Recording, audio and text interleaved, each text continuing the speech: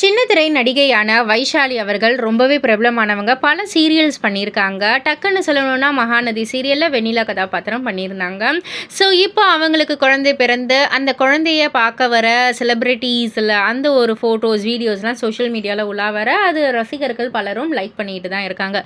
இப்போ ரீசெண்டாக வைஷாலியுடைய குழந்தைய நம்ம அமித் பார்கவ் அவர்கள் பார்க்க வந்திருக்காங்க உங்கள் ஒய்ஃபோட. ஸோ அப்போ வைஷாலியுடைய ஹஸ்பண்ட் இந்த ஸ்மால் பாஸை பார்க்கறதுக்கு இந்த பிக் பாஸ் வந்துட்டாரு அப்படின்ற மாதிரி சொல்லி கொடுக்குறாங்க. என்கிட்ட வந்தாலே நீ அழுவுறியேடா, என்னதான் பிரச்சனை உனக்கு அப்படின்னோடனே லேடிஸ் கிட்ட தான் போவியான்ற மாதிரிலாம் ஃபன்னாக பேசிக்கிட்டு இருந்தாங்க.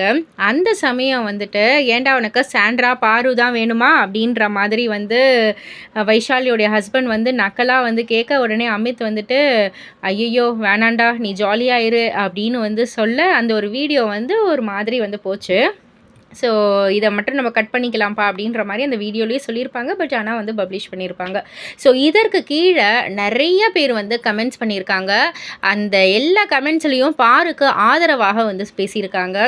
பாருவை எதுக்கு தேவையில்லாமல் நீங்கள் இழுக்கிறீங்க, நீங்கள் அந்த 24/7 நீங்கள் அந்த பிக் பாஸை பார்த்துருந்தா தெரிஞ்சிருக்கும் பாரு எந்த அளவுக்கு ஒரு பியூர் சோல் அப்படின்னு சொல்லிட்டு. எதுக்காக தேவையில்லாமல் நீங்கள் பார்வதி இழுக்கிறீங்க? அவங்க தான் அந்த வீட்டிலேருந்து வெளியில் வந்துட்டாங்க, ரெட் கார்டை கொடுத்து வெளியில் அனுப்பிட்டீங்க.